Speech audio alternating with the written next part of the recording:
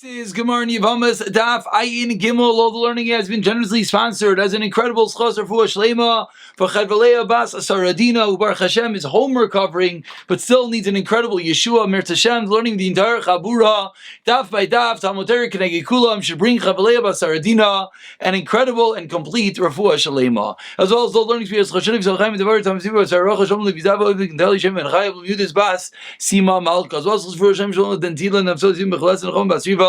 Sarah Bloom Bas Mendel Moshe Yeshua ben Malko Shavigu Shechana B'Seich Shar Chedi Yisrael. We're on the bottom of in Beis with Beis.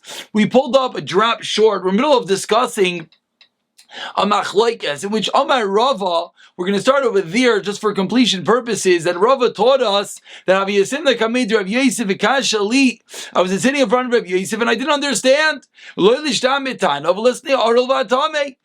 didn't the Tana should not have not said an oral and a tummy, and rather what should he have said? And then we would have known it is the opinion of Rabbi Akiva. To that, the Gemara responded, "V'loi, is that possible? V'katani ha'arul v'atami b'tura min ha're'iyah." We learned that they're parted from re'iyah. Re'iyah meaning oiler regel. Re'iyah meaning the halacha, the mitzvah to be oiler regel sholosh panim b'shana. Pesach Shavuos, it took us 3 times a year to go up to the Beis HaMikdash. So says the Gemara, an arul and a tami are parted from re'iyah. Explains the Gemara, no. The reason why an aral is potter, is as we explained, an aral has unique quality. There are different types of averos, different types of issues. An aral is an inherent flaw. He is moist, he is repugnant, he is disgusted, and that's the reason why he does not have to be. That's the reason why he is potter from being oiler regel, because his appearance is not a covet, it is a ma'is. So now says the Gemara, that's really a new piece, says the Gemara, let's go back. Let's understand this machlokes of Tanna Kama and Rav Yehuda, whether this person is androgynous, this suffix male, suffix female, we're not sure what this person is. Again, there are 2 types of people. There's the tumtum, in which the iver is covered over. There's an androgynous, the person has both simanim, both some zachar, some nekivas, some male, some female organ qualities, and the question is an androgynous allowed to be the one to be mekadesh, to consecrate, to be the one to create the mechatos, the waters of the para aduma, the mixing of the water with the ashes of the red of the para aduma, etc. So says the Gemara, that machlokes Tanna Kama and Rav Yehuda that we learned yesterday, they, Rav Yehuda and the Tanna Kama, are lishit asai. The Tanya, as we learned in a bright, somewhere 7 lines on the white lines. Hakol kisherim the kadesh. Everyone is allowed to create these ashes of the para aduma, the mechatos chutz mecher sheita v'katan. That's the Tanna Kama. For Rav Yehuda machsher v'katan, but says Rav Yehuda upaisel b'isha b'androgynous. Says Rav Yehuda, no, an androgynous cannot do it. So says the Gemara, that machlokes we see clearly in this brisa. So my time with the Rabbanan, where do the Rabbanan get their reasoning that everyone aside from acher sheita v'katan, including an androgynous, is allowed to create the ashes of the para aduma?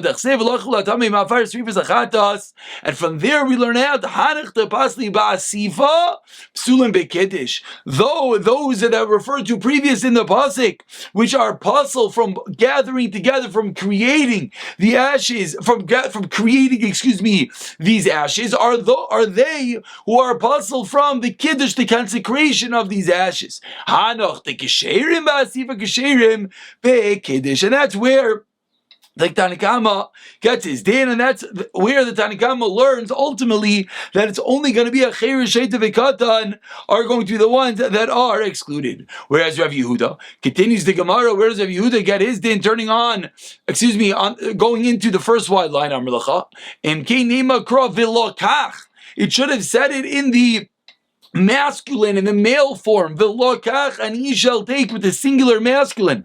My v'lachu in the plural, dafilu hanach the pesule nasam ksherim alcha. Even those who have mentioned in the pasuk were possible from the gathering of these ashes are kosher when it comes to the kiddush, when it comes to the consecration of the ashes. So says the Gemara, it's Rav Yehuda, beautiful. But a yachi shanami. So a woman should also be kosher for the kiddush, for the consecration of the ashes of the para aduma. Says Rav Yehuda, no, v'nasan v'lo v'nasna. The Torah says v'nasan, and he shall place the ashes inside the water which means male v'loy and not a woman. V'rabbanan, where do the Rabbanan say? Ikse v'lokach v'nosan. If the Torah would have said v'lokach singular, v'nosan, and he shall place hava amina, you know what I would have said? Means, explains the Tanakama. If the Torah would have wrote, like you, Rav Yehuda, just said, that we darshan v'lokach as the singular, we darshan v'nosan, referring to a male and not a woman. Says the Tanakama, if those two words are dafka, you know then what I would have thought? Hava amina shakel chad v'yav chad. I would have thought that the Torah would have said one person takes it and one person places it. So in order to teach us, no, not that it's a one person item. Meaning, the Tanakama is saying, Rav Yehuda, you honed in on v'lakach v'lakchu, on the plural. Says the Tanakama, no, that's not right. V'lakchu is not including more people. Not telling me that even an isha, perhaps an enjoying is allowed. No, v'lachu is coming to teach us a different din. It's coming to teach us how many people could be involved in the process. Kasev rachmana v'lachu, to teach us that it's allowed to be more than one person. Because rachmana v'lachu v'nasnu. So what should the Torah have said? Everything in the plural. Says the Tanakama, we couldn't have done that either. Because hava amina de shakli trey v'yavi trey. Then I would have thought specifically there's a din, it needs to be two people. So kasev rachmana v'lachu v'nas.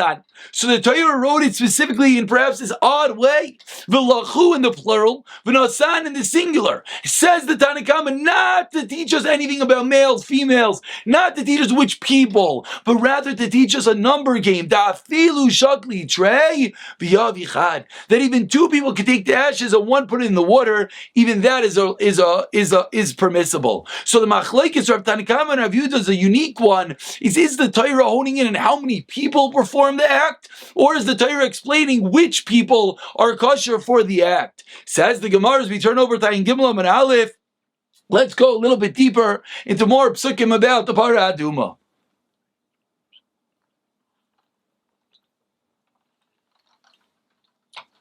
Excuse me. Now that we finished learning where the Tanakama and Rav Yehuda get their dinim from, says the Gemara, let's go a bit deeper once we're on the topic of Parah Aduma. V'hiza hatar ala tami, says in the Torah, and the tar one sprinkles it on the tummy one, b'yom hashlishi u'b'yom hashvi. And from here we learn out that this is reminiscent of Gemara we learned many months ago in the Gemara in Yuma, tahar mechlal shi tami. For the fact that it says, and the tahar one shows us that there's something unique about this person who's tar. He's not a regular person that is tar. Rather, he's somewhat tar. As you look at Tab Rashi speaks out, Hatar sheti harti lecha kan. Right now, he's considered tar. Michlal. With regard to this, with regard to the ashes of the Parah Aduma, this person has the status of tar. But with regard to something else, he's tamei. What does that mean? So that means, let's continue in Rashi in the top line. Kigoin tful yoim, referring to a person who's a tful yoim, shetamei letruma. A tful yoim, someone who went to the mikvah and he's waiting for the sun to set, is not allowed to touch truma. Such a person specifically, we want to deal with the ashes of the Parah Aduma. If anyone remembers, we learned in the Gemara in Yuma, the reason being, in order to show the Sedukim that they were incorrect, that there's this element, and this is the dichotomy of Parah Aduma, which is very unique. Then on one hand, we have extreme chumras, that the ashes and the water and the cow are dealt with 100% purity, that we have kids who are brought up specifically to deal with the Parah Aduma. But on the other hand, we have this unique kula, we could call it, that someone who's ostensibly tamei, he's a tful yoim, he's not allowed to touch truma, he's the one specifically that's going to be the one dealing with the Parah Aduma, as we're darshaning the pasuk of he's a hatar, that for this he's tar. Says the Gemara, back to the Gemara in the second line, limit al tvul yoim shekasher bepara. A tvul yoim is the one that does the Parah Aduma. Continues the Gemara. Let's go back. What was our real discussion yesterday? The discussion centered around an aral. What's an aral? An aral is one without a bris milah. And as we pointed out many times, let's remind ourselves, it doesn't necessarily mean that this aral didn't have era. Sometimes it could be he's the third child in a family and two brothers, Rachmana litzlan, were nifter, based upon the fact that they died from the milah, and this brother is not allowed to have a bris milah. But he still has a din of an aral. What I just said, as we pointed out in the past, is a machlekes rishonim, whether such a person has a din of an aral or not. But regardless, right now what we're discussing is a person without a bris milah. What is the status of such a person, and what is the einish, the punishment, the isser? Says the Gemara, Boy minei Rav Ashis. Rav Sheshes. Aral ma'u b'maiser. Is an aral allowed to eat maiser sheni? Explains the Gemara. Do we say, just like we learn out the din of carbon Pesach from maiser sheni with regard to aninos, with that we say that just like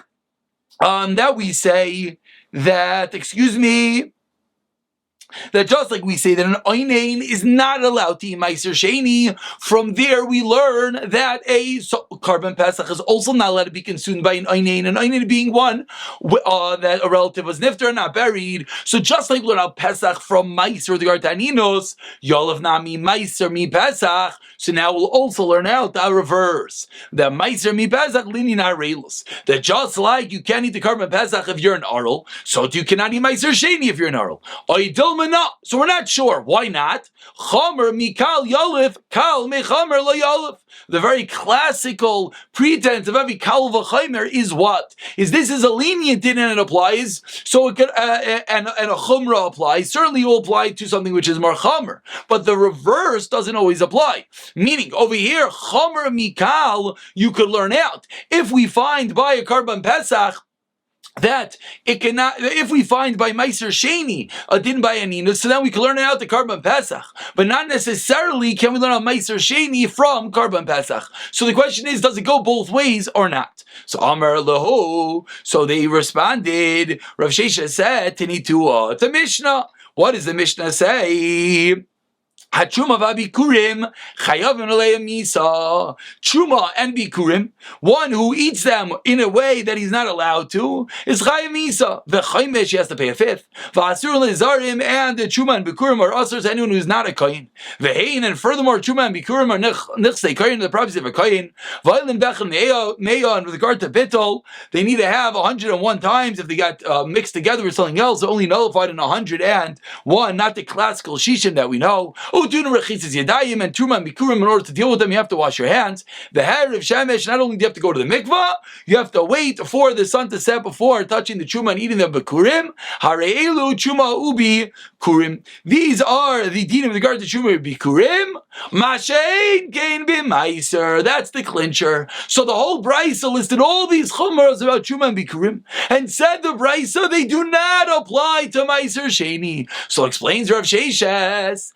Misa. And if what you are saying is correct, what is your question? Your question is, what is the status of an orel with regard to Meiser Sheni? Nisni, the Brisa should have said, the Mishnah, orel alser behen, masha'inkin me Meiser. If you're going to tell me that by Meiser an orel could yes eat Meiser Sheni, so the Brisa should have said that by Truma and Bikurim an orel cannot eat, whereas it can yes eat by Meiser Sheni. So from the fact that the Mishnah did not list Aril, that shows us that no, it shows us that it must be that both by Truma and Bikurim and Meiser Sheni, the Aril cannot consume. Says the Gemara, the classical answer, Tana Vishayir. No, the Brisa left things out, which of course is always difficult. Anytime a Brisa has a whole list, we assume it's an all-inclusive list and didn't leave anything out. But in classical Gemara 4, the Gemara says, no, something was left out. So now we have to prove what was left out. What was left out? Explains the Gemara, Shayir, the Kotani Seifa.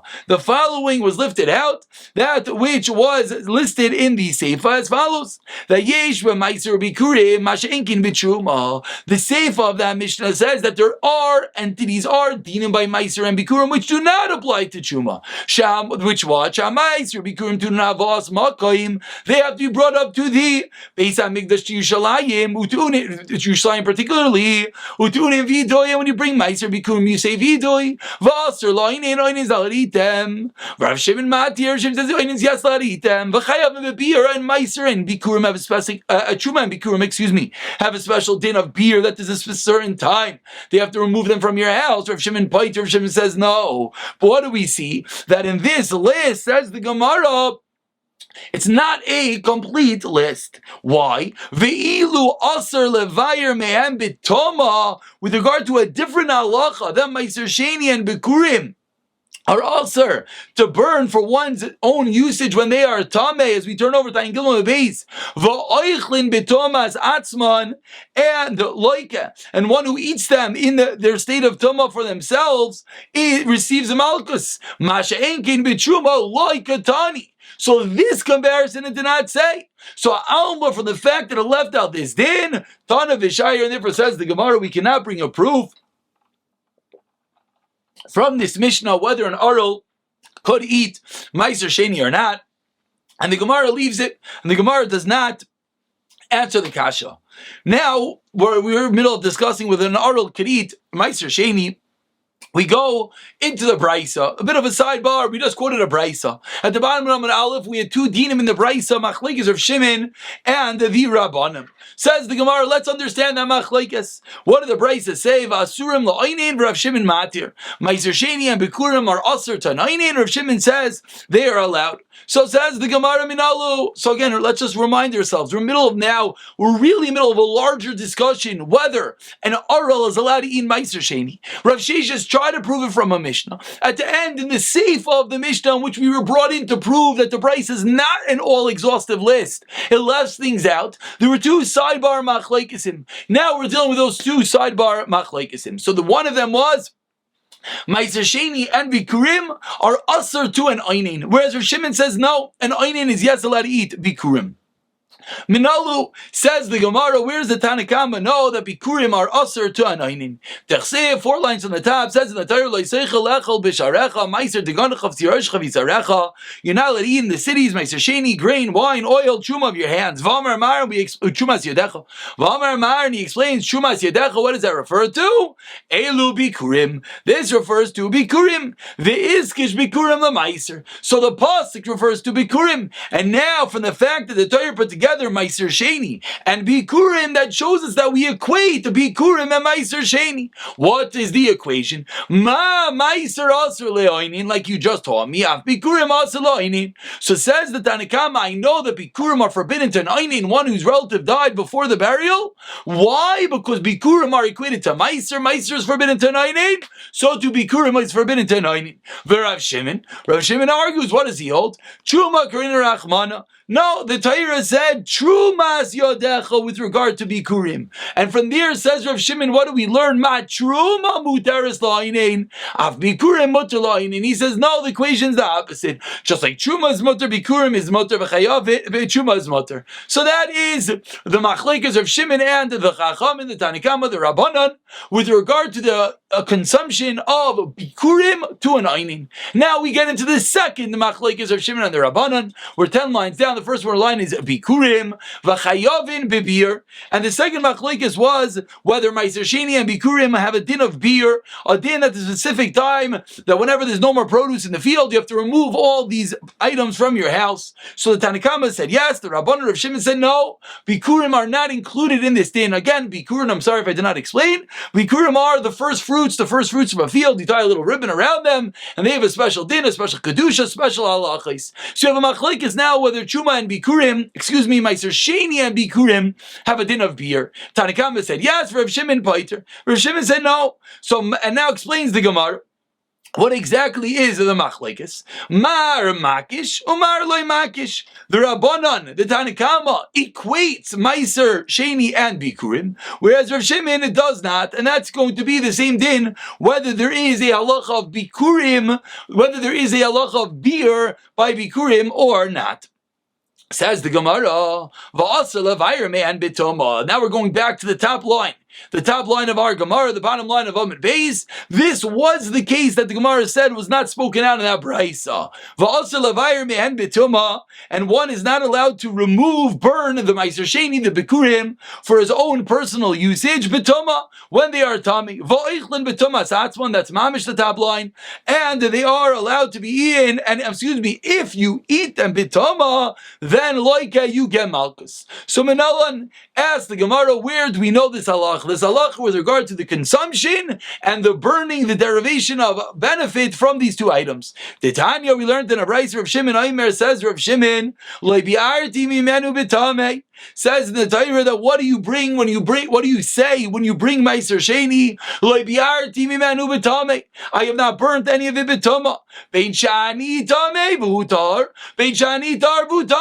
Whether I, the owner, is tamei, or whether the bikurim, the item, the Meiser Sheni, is tamei. Says the Gemara, okay, but where do we see the hazara, the warning? There's only malchus if what? If there's a hazara. So where do we see the hazara? Any yoidei, I do not know. Says the Gemara, any yodea. Says the Gemara, 1 second. Thomas Hagof, bad Yoksif. What's your question? We're trying to figure out the halacha of Toma. The halacha of either the owner is Tameh, or if the Bikurim Meiser Sheni are Tameh. We're trying to bring a source to this halacha. Pauses the Gemara and says, whoa, slow down. Thomas Hagof? That's an explicit pasuk that says Nefesh Hasiga Boivetame Adar V'lo Yoichal Min HaKodshim Kiim Rachat B'Sarei B'Mayim. Says the pasuk explicitly with regard to Meiser Sheni, you can't eat it when you're tamei. Says the Gemara, you're right, there's such a pasuk. But what was the question of the Gemara of This is the question. Thomas Atzmai Minayin. You're right that we know when the person is tamei, but where do we know when the item is tamei that you're not allowed to eat it? When the Meiser Sheni, when the produce is tamei. Talmud Loimar. So now says the Gemara, back into the Brisa, we learn it from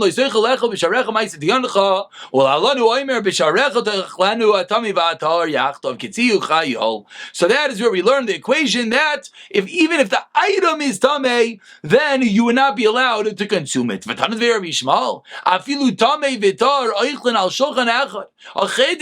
We have two people, one is tamei and one is tar, eating on one table, but eating from one plate, they're eating from the serving dish. And it's not a problem. They're both allowed to eat together, and we're not concerned. Even though when the tamei person touches the food, what happens? The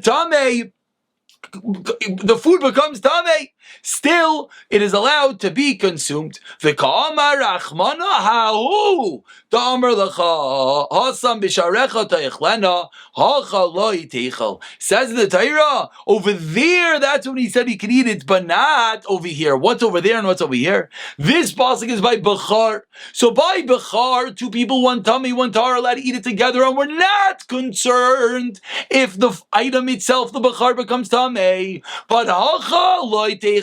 Over here by Meiser Sheni, you're not allowed to eat it. Meaning, this is the second source that when the item itself becomes tamei, the Meiser Sheni, you're not allowed to eat it. And that's the end of quoting the Brisa again that we're going to have now. Two sources for these dinim, whether the owner is tamei or whether the item is tamei of Meiser Sheni Bikurim, you're not allowed to consume it. Says the Gemara, Mash'ein Kain Bitruma. We're at the two dots, about 20 lines to the bottom. The first one line is Ta'echlena. Said the Gemara that these two halachis, the halachis about eating the truma and the bikurim, when the Meiser Sheni, and the bikurim, when they are tamei, the owner is tamei, they are tamei, or about getting benefit when they are b'tama, does not apply to truma. Mash'ein Kain Bitruma, that when truma is tamei, you're allowed to burn it for your own benefit. You're allowed to take this tamei truma, throw it into the fire, and get firewood, get warmth from the tamei truma. Asks the Gemara, Menalin, where do we know the halacha from? Amar Avu, Amar Rav Yechon, Amar Kolo, Bi'arti Mena B'tamei. Mimenu yatamavir. Avalatamavir Shemishal truma. Says the pasuk with regard to Meiser Sheni. This I did not burn, but something else. Something else. Mimenu yatamavir. But Avalatamavir Shemishal truma. You're allowed to get benefit from it. Ask the Gemara 1 second. How do you know it's referring to truma? Maybe it's referring to oil that has kedusha, oil that was consecrated to the Beis Hamikdash. Perhaps, or carbon mincha, says Rashi. Maybe that's what the pasuk is referring to. Explains the Gemara. Lav kal v'chaymer was a kal v'chaymer. Uma meiser akal amra tarul amra tvenu b'tamei. Says the Gemara. When it comes to meiser, which is lenient, which is kal, we says in the tarul amra tvenu b'tamei not b'tama. Kodesh chamer like kol shekain. Meaning, you just suggested that maybe the pasuk means mimenu by meiser, but kodesh not. Says Limar, kodesh is more chamer, so it's a kalva chaimer that way. Ihachi asked the Gemara 1 second. Truma nami kalva chaimer. Truma should be the same kalva chaimer.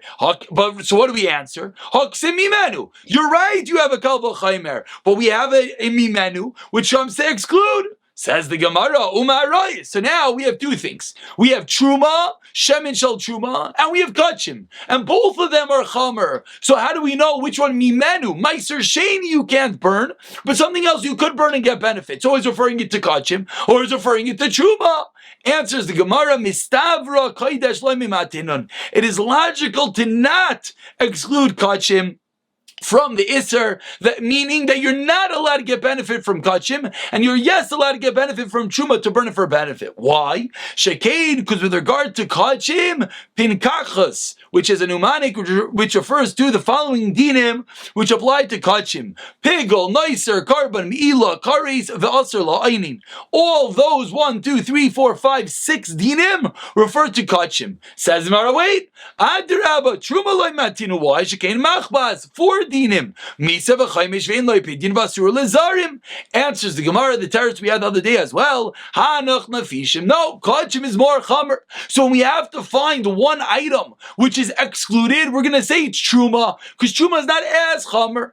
By saying a second teretz, Karis Adifa, Karis is more chamer, which only applies to Kachim. So the Gemara is concluding that when it comes to Meiser Sheni, we've got an item of Meiser Sheni which is Tameh, you're not allowed to burn it for personal benefit. But when it comes to Truma, you're yes allowed to. When it comes to Kachim, you're not allowed to. Why? Because Kachim is very chamer, is Pei, Non, Chav, Ayin, Chav, Samach, has many chumras, Pickle, Nicer, Carbon, Mila, Karis, Asr, La'ainin. Whereas when it comes to Truma, it's true it has some chumras, Misa, Chaimish, and Lapin, Vasur, Lezarim, but doesn't have as many chumras as well. It doesn't have a chi of Karis, and therefore Truma, you'll just be allowed to get benefit from when you burn it. And we'll pick it up from the 2 dots in the next year.